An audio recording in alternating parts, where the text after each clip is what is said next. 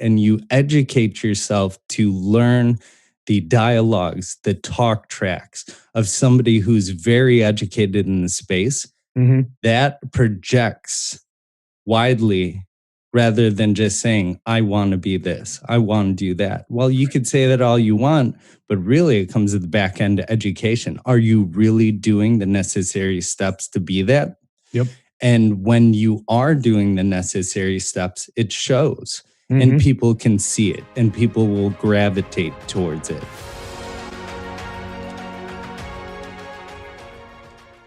Welcome back to the Passive Road to Retirement. I'm your host, Andrew Jarrett. Today we have RJ De Leon. RJ has 15 years plus experience in business management, client relations, raising capital, construction, and project management. RJ is a savvy business owner, entrepreneur, and mentor. He's passionate about helping others achieve their potential in real estate, investing, and overall lifelong happiness. RJ, welcome to the show. What's up? Thanks for having me, Andrew. Thanks for coming on. Super excited man. to be here. Absolutely. Yeah, great to have you. So you started out in construction and then kind of found your path into multifamily, I believe. Maybe you can kind of detail how that worked out for you. Sure. Actually, so I did not start in construction. I was by education, I'm a commercial real estate accountant. So nice. I spent about 7 years with Jones Lang LaSalle and Golub and Company, who Golub and Company owns about 10 billion assets across the world. So that's really where I got my first understanding of the investments in the back end. I was doing fund level accounting for buildings like the John Hancock. Oh, yeah. Big ones. Yeah, in Chicago. So that's huge, you know. Yeah. And from there, it was sort of a snowball effect. I was unhappy with my job at JLL. I wanted to get to the revenue side. I wanted to be a property manager. Actually had a job offer from CBRE, but it was in Philadelphia. And I said, I can't do that. I was too fearful at the time. So I didn't take the job, moved into corporate sales. Corporate sales is where I met my wife, and my wife said, hey, let's invest in real estate. And I was like, okay. And from there, the necessity of the construction component is what got me to build a construction company, which, this year we're $1 million revenue company. So awesome. Congratulations. That's great. Thank you. In under 3 years. Yeah, that's impressive. Thanks. Very nice. Yeah. So now, construction-wise, do you rehab your own deals, I'm assuming, as well? And what kind of rehabs do you do? Single family, all multifamily? What do you look at? Sure. So my bread and butter is the multifamily investor, the 2 to 4 unit residential size multifamily investor. That's not to say I haven't done my own deals. We did purchase an 18 unit and a 54 unit portfolio last year, to which I did a lot of that work. I did a lot of roofing work, masonry work. We gutted out a few different units. So I'm very familiar with the construction process now. And, when it comes to a 3 unit, 4 unit, or an 18 unit, all the mechanicals on the back end are pretty much the same. So yeah, at least when it comes to a kitchen bath rehab, right? Right. So, yeah. That's cool. Awesome, man. So, you've got a lot going on. So I guess, before we dive into it, what are you most excited about right now in the real estate space? And is there anything that keeps you up at night? So I'm just excited at the opportunity, right? No matter what market we're in, there's always opportunity to buy. You just have to buy right.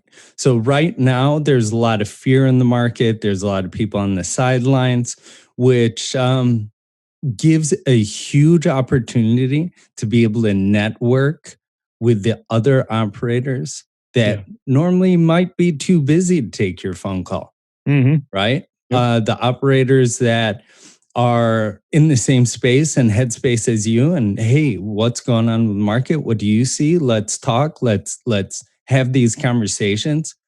And right now, while there's some uncertainty in the market, it's definitely the right place, right time for you to make those connections to Yep. build the relationships. So when those deals start flowing, when the opportunities hit, absolutely.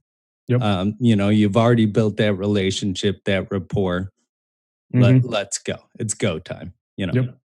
Hey, everyone. Hope you're enjoying this episode. Are you ready to maximize your real estate investing to its full potential? Join us at Level Up REI Coaching and take your life and business to all new levels. Send an email to nick@levelupreicoach.com. That's Nick, N-I-C, at levelupreicoach.com. And speaking of, you just got back from a big conference, I believe, right? Yeah, that's right. SayerCon. Nice. Out in Long Beach, California. 440 people, sold out. Yeah, that's huge. Yeah. A lot of great connections out there, I'm sure. Absolutely. The reason I was telling you I was so excited about that is because the host of that event, I actually mentored and I got him into real estate. So he used to live in Chicago. We had a successful enter into the multifamily space, helped him rehab, mentored him through the process, and then this subsequent sale. He exited the market at a great time. We got him out, with a lot of equity in the building. Yeah. And now he's closing 92 unit deals, hosting 440 people conferences, and gave me a huge shout out. So my heart goes out to him. I love the kid. His name's Nelson Lynn, and that's the Sayer conference we hosted it in Long Beach this year. Nice. Now, is that a once a year conference or quarterly, or how does he host those? Yeah. So the setup there is the nuance is actually it's called the Subtle Asian Real Estate Group. So Subtle Asian Real Estate, Sayer. Okay. And he organically grew his Facebook meetup to about 17,000 members we may be at now. So he hosts a lot of different events across the country, whether it's Atlanta, Georgia, Florida, California. And that's really why he's been able to grow the network so large. And the conference is once a year. Yep. Okay. Awesome. Now, you yourself, you have a huge meetup in Chicago. You and John Kasman run it together. It's 3,500 plus people, right? That's correct. Yep. We want to say we're over 3,500 people because the Facebook group's 3,500, but we also have probably around 1,300 on our meetup.com, which not everybody crosses over. So, sure. Yeah. Now, a lot of people might want to start a meetup, but they're kind of scared. Maybe nobody's going to show up or they don't know what to do during the meetup. Do you have any suggestions for people, maybe how to start or what they should be doing at these to grow it that big? Yeah, absolutely. So I want to tell everybody out there, I didn't start the meetup, but I joined on the very first meetup. Okay. John and I took it and carried it forward. I had 0 units when I started, when I helped co-host that. I had 0 units. I was really scared. I was timid, but I was eager. And the thing that John tells me is that, a lot of people always say they'll do things or provide value or what can I do for you? But not everybody shows up. Sure. So what I did is consistently showed up. My wife and I, Nicole, consistently showed up, consistently helped grow to where John and I eventually took over that meetup fully about 3 months in. And there were multiple times. I remember a January meetup where there was 8 people. It's just me and my wife, John, his wife G, and 3 or 4 other people. Right. And we were just sitting there like looking at each other, what do we do now? Right. but that's where persistence and positivity and perseverance really play a hand. Yes. So whether you think you can or think you can't, you're right. And we thought we'd be able to build such a viable, valuable uh, event in Chicagoland, and we have. And so now we're That's about incredible. 3,500 people. And before COVID, we had about 50, 60 people in attendance every single month in Really? person. Nice. Okay. Oh, and then the rest are online. Or do you do like a Zoom component too? Or No, we only did that because the COVID component. okay. And we tried multiple different formats. Ultimately, what we found was the best was once a month, value add speaker, hmm networking. Okay. And at the Pinnacle, we took over Sully's house. It was a bar in New City Center, Hmm. and the whole upstairs. And Wow. sometimes it was so packed you couldn't even get in. Wow, that's incredible. So yeah, it was packed wall to wall. Now, do you charge for your meetups, or is there like a drink minimum or food minimum or anything like that? Or So that's something that we've always struggled with because we always want to stay on the free education, never a sales pitch. okay. So we have never charged for our actual meetups. We have had multiple sold out Christmas parties. hmm Um, but that's why we have to change locations, move locations, Okay. and build really a great relationship with whoever vendor we're there with. And we just try to feed the bar, feed the restaurant as much as we can. We say, Mhm. hey, take care of the bar. It's always first to do on our housekeeping items. Please pay homage to the bar. Please take care of your bartenders, your hostess. They're hosting us for free. And so we need to show them gratitude. I'm sure the business loves it too, bringing that many people in every month to Oh spend yeah. some money there. I'm sure they have no problems with that. Yeah, we host on a Monday night too. So that's why we figured Monday, Yeah. because a lot of bars, apart from Monday night football, Mhm. they more than welcome the business. So Yeah, yeah, that makes sense. Now we were talking before, we started recording here about mindset, which I'm yeah. very happy to talk to you about because I'm big in that. So I guess going back to that January meeting, whereas 3-4 people besides you guys, how did you overcome that mindset to grow it? That big of a meetup. So this always goes back to perseverance and positivity hmm and having a plan. So at the basis, always keep a positive mind and learn from those experiences. What did we do? What did we do that was the same? Why do we think we didn't get people? Yep. Ask people, ask groups. But really, it was group effort. So it made it a lot easier, right? hmm Because if it was just me, maybe I would have given up. Maybe not.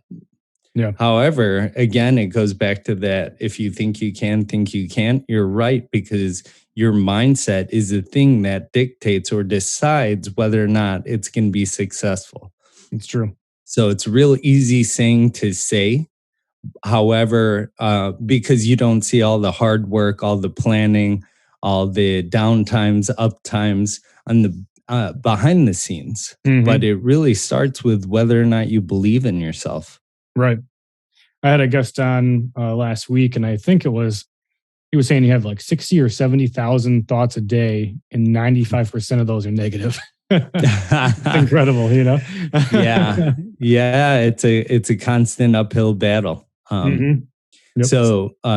The premise of what I always preach is that it doesn't matter if your net worth $100 million or if you're just coming out of college. We hmm put on our pants the same way. We get up out of bed the same way. And we have the ability to control our thoughts, to tell ourselves positive notes or negative notes. And Exactly.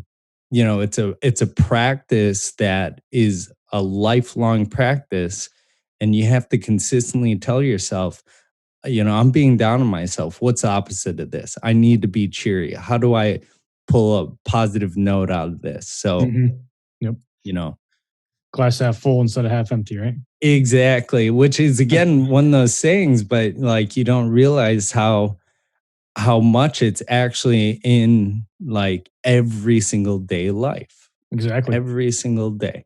Yep. I agree. Yeah. Once you learn the mindset, it kind of changes your life, really. Yeah, it does. So do you believe in the law of attraction, kind of I'm assuming you do, what you think about all the time is kind of what you become and what you attract to yourself, basically? 100%. If we think about it in terms of um, external features, functions, etc., you know, if you think you're going to be big and great and you educate yourself to learn the dialogues, the talk tracks of somebody who's very educated in the space, that projects widely rather than just saying, I want to be this, I want to do that. Well, you could say that all you want, but really it comes at the back end of education. Are you really doing the necessary steps to be that? Yep. And when you are doing the necessary steps, it shows and people can see it and people will gravitate towards it. Right. So, somebody, it's something that we experience all the time. And I'm sure you experience it all the time being, who you are. People will come up to you and say a lot of different things. And almost immediately you could tell in their tone of voice how they carry themselves, what they're saying, whether or not they're actually like on that path or on that journey, or if they believe it. Exactly. So, we were talking, about Bob Proctor, and he always says it's your wavelength and energy. Yes, exactly. You have to be on the same. You can tell with somebody if you're on the same, wavelength or mental energy, versus somebody that's kind of negative. I can pick up on that quick. Yeah. Oh, you've got a podcast too. Just came out, Mindset Matters, with you and a co-host. Maybe you could kind of tell us, where we can watch that and a little bit of information about it. Sure. So we're on Apple Podcasts and we're on Spotify.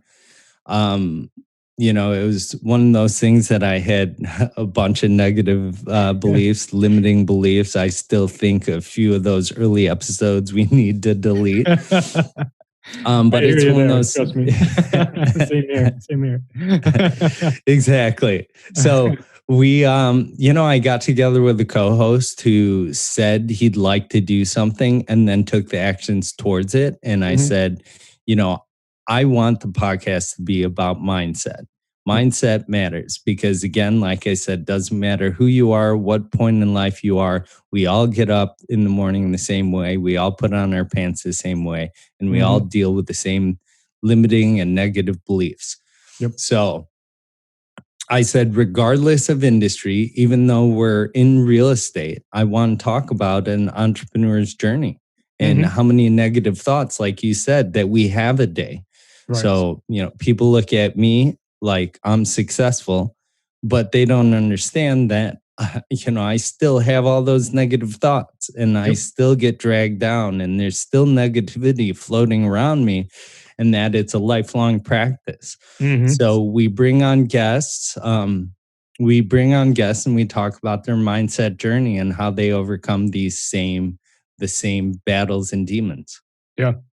It's hard. I mean, to overcome that, even somebody who is extremely successful, you hear them say all the time, they still, I follow Ed Milet. I don't know if you've seen him, but he talks about it a lot on Instagram. He still has like the inferiority complex. He doesn't believe in himself sometimes, which is crazy because he's a billionaire, Yeah, it's wild. So, yeah. I saw one, I forgot his last name. He's an American businessman. His name's something Pena. I don't know if it's Daniel.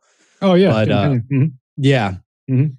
A lot of his videos are a little crazy and out there, but when you hear him screaming about the mindset stuff and the journey. I'm like, yeah, he's right. Yeah. His message can be a little outlandish. Like, a little direct. The last one I saw, he's like, I could tell whether or not you're going to be a bum in 2 seconds. Show me the friends you hang out with. You want to know why you're not amounting to anything? Because the bums you hang around with. Yep. And, I'm sure he was dropping F-bombs and stuff, but I was like, oh, wow. Yeah, that's strong. I think it was him. Actually, I think I've seen that where he says, like, show me your friends, I'll show you your future. I think it was him. Him. Exactly. Yeah, it was that totally one. true. Show me your, show me your friends, I'll show you your future. You want to know why you haven't amounted to shit? Because the bums you hang around with. I was like, yeah, he's right. It's hard to hear, but he's got a point, Exactly. Yeah. Yeah, I agree. So now, do you have any daily habits that you do that kind of help you, keep that mindset and become successful? I do. So I was just turned on to a program called 75 Hard. Andy Frisella. For a lot of you guys that don't know him, he's the podcast host of the COMFer or something like that. He's crazy. He's got hundreds of episodes, top podcast. But he built a nutritional company, and he's sort of like a Daniel Penny. He's very hard, very firm. He has a program where you drink a gallon of water a day, you work out twice a day, you take it's more of a physical thing, but it teaches you resilience and grit. So you take a progress picture every day and you read 10 pages a day. Oh, really? Of any book you want, basically? Of any book you want, but you have to read. So before I caught on to this, my wife's doing the program right now, and I just started as well. Before I did that, I'd get up early, 5 a.m. I'd wake up, I'd drink a 32-ounce glass of water. I would read a book. I would come to my computer, meditate, do some stretches. Not all the time. The stretches and meditating were like a here and there thing. Yeah. But I would make sure before I looked at my phone, before I checked my emails, I definitely was drinking water, doing my daily habits, affirmations, all of that stuff before I opened up my phone, emails, and got sucked into the world. Because you know how that is. Yep. Yeah. Usually it's not great stuff in there, right? It's not great stuff. The real estate guys have a great saying: importance is the tyranny of time. Oh, wow. And really that saying just means like when you're coming off a podcast or really high and you want to use that energy and momentum to go forward, but then you come back home and then, your task list is now twice as large. Yeah. The importance to getting that, it takes away from your time and your effort, and like then degrades that energy and focus that you had coming out of these networking events. So yeah, that's a good point. That one's always stuck with me. That one's stuck with me for sure. It is true. Yeah, you leave a conference and you're pumped up, and just everyday life kind of beats you down a little bit from that high. It can happen quick. It happens really fast. So I try to warn a lot of the newbies about that. Yeah. Because it's happened to me way too many times. And, the difference between a professional and amateur, this is out of War of Art. The difference between a professional and amateur is they could recognize that immediately and they take action quicker.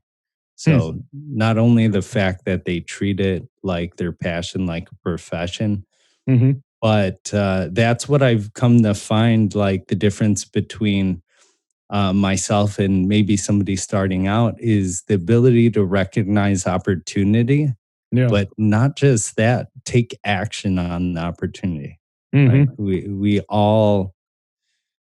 We all take that time and like grow at different paces. And that's something that, your ability to take action immediately is going to separate you from the rest of the herd. I totally agree. Yeah, take action. If you fail, get back up and try again. But that's usually how you learn instead of just back. Exactly. Yep. Cool. Now you raise a lot of capital. Maybe you could speak on experience you've had raising capital, how you got started, and maybe how somebody could get started that's never raised before. Sure. So I feel like I'm dropping a lot of names this podcast, but no, it's fine. I was just at the GOB conference and I had the pleasure to interview Jay Scott on a podcast. Yep.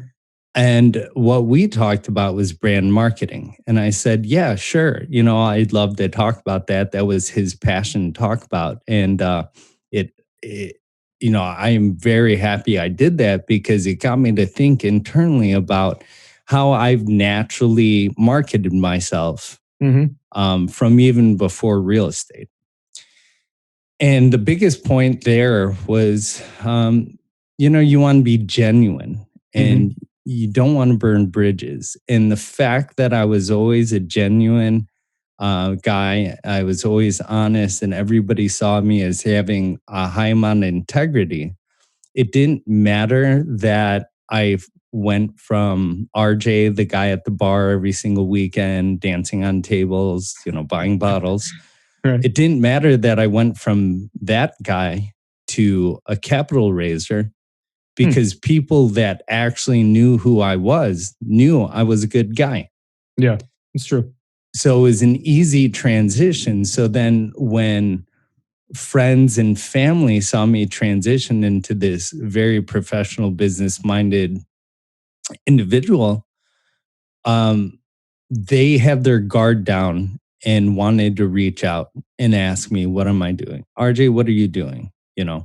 Friends that I haven't heard from. The guy, so the gentleman that got my construction company off the ground, I hadn't talked to him for maybe 8, 9, 10 years from college. And he saw that I was doing real estate stuff and I was posting, just my daily rehabs. Sure. And he was the very first job. He's the reason I created an LLC, because he reached out and he said, hey, RJ, I see you're doing all these things. I would love to see if you could help me out at my house. So, and I was very upfront and honest with him. I said, yeah, I'm very new at this stuff, but I do have a team and I'll let you know if we can do it. And that ended up turning into my very first job as an LLC and was the catalyst for my construction company. It's the only reason I have a construction company. Because we were working in a condo building, just like within Cook County city limits, just outside O'Hare. And I said, liability purposes, I need to create an LLC and get insurance. Make sure I do this right. Yeah. Yep. And so if that story right there isn't proof that, hey, it all starts with who you are as a person, integrity, being genuine. And the message that Jay Scott told me is a lot of these guys, they put on personas. Yeah. But I can't do that. I am who I am. And I could never juggle a persona. Sure. So, and who I am is what people want because, I have integrity. I have honesty. I'm an open guy. It's typically the guys that put on different personas that maybe have an ulterior motive. That makes sense. So I guess I got a little bit off topic there, but I'm saying from the brand marketing, from capital raising, it really matters on your relationships. People don't always invest in the asset, they invest in the people. Yeah. It's very much a people game. I think I've heard that, can't remember who said it, but it's like the know, like, and trust triangle. They have to know you, like you, and trust you to be able to place capital with you, right? Exactly. Yeah. I mean, especially when you're playing at these higher levels. Yeah. These guys that play at higher levels, they'll cut you a $500,000 check, right? And not even know what the asset is. Yeah. Because they placed money with you before, they trust you and they like you. Yep. So one thing you think you could, for somebody starting out, is maybe just post what they're doing. Maybe they're just getting into real estate, attending events or reading about real estate or something like that, and just kind of, keep their brand, right? Yeah. So if you're talking about actual habits to get you into it, so the brand marketing is something that I do naturally, and it just sort of fell upon me. I was always a social media guy. Mm-hmm. But if you are not that person that's very open on the social networking, if you're very private, then it really has to do with the law of attraction, surrounding yourself with the individuals that are where you want to be, Mm-hmm. and learning and educating yourself in the space, because nobody's going to take your hand, and nobody can learn for you. Right. And it's very rare that somebody's going to take your hand and lead you there unless you're paying for their mentorship. Mm-hmm. Good point. So if you're looking for free education, it's out there. Yeah. I got to where I am today, and I have not, up until last year, I did not pay for a single mentor mindset class, mentorship program, or anything. Wow. All YouTube and just podcasts and all books? podcast, books, and networking, education. Mhm. I'm very good live and in person. I'm an extrovert. So anytime I'm in these environments, I get energized. Mhm. So find your medium, because there's a lot of introvert people out there that need to step away from a 400-person conference and can't handle that. So if Right. you can't handle that, find your medium. Is it one-on-one phone calls? Is it spaced out? Is it the education materials? And at the end of the day, you just got to be able to talk the talk, right? You got to talk the talk before you walk the walk, because the talking means you're educating and means you have the knowledge, book knowledge at least, to go into your profession. That's what the whole education system's based on. Yep. Why doctors have 8-year degrees, and me as an accountant, why I have a master's degree in accounting. Yep. It's, that's exactly it. And it kind of comes back to your point earlier about the 5 people you hang around with. If you want to be a real estate investor, maybe add 2 or 3 to your 5 people, all right? Yeah. Or get rid of a couple. Yeah, exactly. Show me your friends, I'll show you your future. That's right. Exactly. So I got one more question for you, then we'll get into our 5 to thrive. Awesome. If you could step in my shoes for the interview, what's one question you would ask yourself that I did not ask you? Ooh, that's a good one. That is a good one. So a lot of people, oh man, you stumped me. It's a tough one. Right? So I guess it's about dealing with hardships, right? So how do you deal with hardships? How do you get up and move the needle forward every day? What do you do when you take a big loss? And I guess everybody has their grieving cycles, grieving periods. Everybody goes through it differently. So the way that I like to do it is I'd like to get over it as quickly as possible by saying, is this something I can control? Yeah. If it's something I can control, then I need to create a plan and action steps to control myself out of this situation. However, if it's something that I can't control, it's okay to grieve, but I need to figure out a way to move forward. Sure.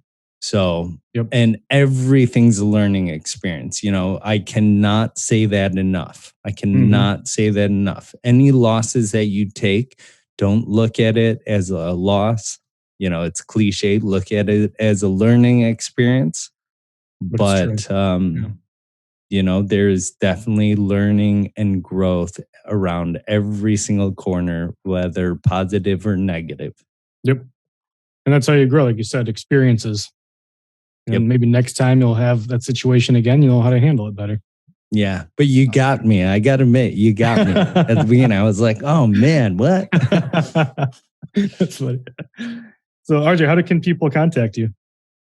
So my email is contact@EJC Partners. It's my construction company. It's sort of hidden by the mic. I don't know which way to go. All right, there we go. So very easy, contact@EJC Partners, or find me on Facebook. I am very, very active on Facebook. I am an old man. I am nearly 40 years old, so Facebook is my medium. Find me on Facebook. I'm very responsive on there. Also LinkedIn. Okay, great. So now we come to our 5 to Thrive. So this is a word association game. So I'm just going to rattle off 5 words and just give me the first word or phrase that comes to your mind. But the only thing is you cannot repeat your answer twice. I feel like you're going to get me here too. All right, let's go. All right, ready? The All first right. one, LOI. Make it. Interest rates. They suck. Yeah, right. Especially lately.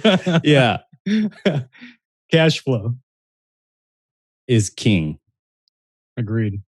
Cash reserves. Gotta have it. And multifamily real estate. Generational wealth. I like that. Nice. So RJ. I feel like I give you phrases instead of words, but No, those were good. I like them. Yeah. Interest rates, they suck. Yeah. Nobody wants to pay back interest rates on debt, especially right now. Especially at these rates. Yeah. But, Yep. hey, man, I appreciate you taking the time to come on. It was a pleasure having you here. Yeah, dude, it was a pleasure. I'm really glad we connected and look forward to staying in touch. Absolutely. I'll see you soon. See you guys.